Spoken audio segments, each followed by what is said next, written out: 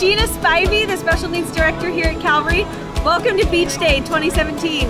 We just wanted to show you a little bit of what we're doing. This is my friend Bryn. Can you say hi?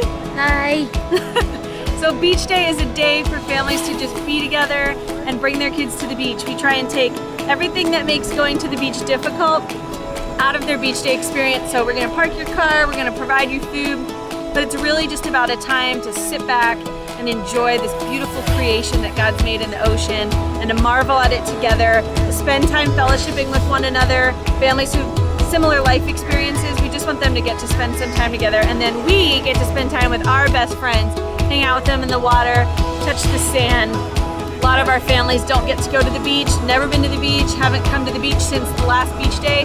So it's really just awesome for us to see them come together. We love Beach Day every year. We hope that you get to see a glimpse of what we do.